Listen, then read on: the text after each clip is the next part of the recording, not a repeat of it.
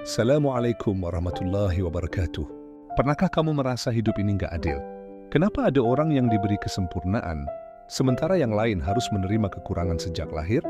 Tapi bagaimana kalau aku bilang, ada seseorang yang justru karena kekurangannya dia dijamin masuk surga? Ini bukan dongeng. Ini kisah nyata di zaman Rasulullah. Kisah seorang gadis buta yang kesabarannya membuat Allah ridha. Siap mendengar kisah yang akan menggetarkan hatimu? Di kota Madinah, ada seorang wanita yang hidup dalam keterbatasan. Namanya nggak banyak disebut dalam buku sejarah, tapi kisahnya abadi dalam Islam. Dia buta sejak lahir. Bukan karena kecelakaan atau penyakit, tapi memang takdir Allah.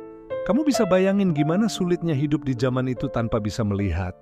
Nggak ada teknologi, nggak ada huruf braille, nggak ada alat bantu seperti sekarang. Tapi dia nggak pernah mengeluh. Setiap hari dia datang ke Masjid Nabawi, duduk di sudut, dan mendengarkan majelis ilmu Rasulullah. Dia tahu dia nggak bisa melihat dunia, tapi dia ingin melihat akhirat. Tapi hidup nggak selalu mulus. Suatu hari dia diuji lagi. Bukan cuma buta, tapi dia juga sakit parah. Tubuhnya melemah. Dia nggak bisa lagi ke masjid. Nggak bisa mendengar suara Rasulullah seperti biasa. Dan di titik itulah, dia mulai menangis. Bukan karena aku sakit ya Rasulullah.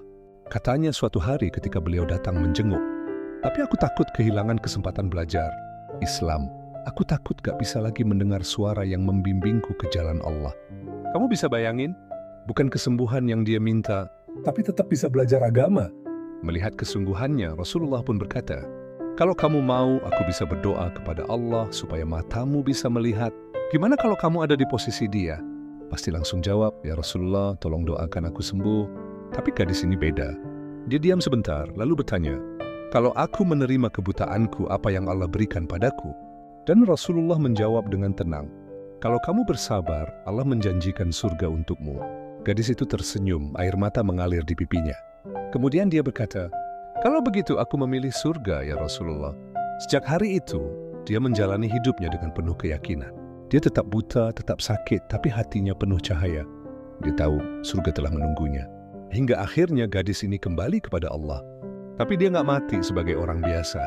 Dia wafat sebagai penghuni surga yang dijanjikan. Kisah ini ngajarin kita sesuatu yang luar biasa. Kadang kita terlalu sibuk mengeluh tentang apa yang nggak kita punya, sampai lupa bahwa sabar itu punya harga yang luar biasa di sisi Allah. Gadis ini kehilangan penglihatannya, tapi Allah menggantinya dengan surga. Jadi, kalau kamu lagi diuji, mungkin bukan keburukan yang Allah kasih, tapi tiket masuk surga yang lagi disiapkan buatmu.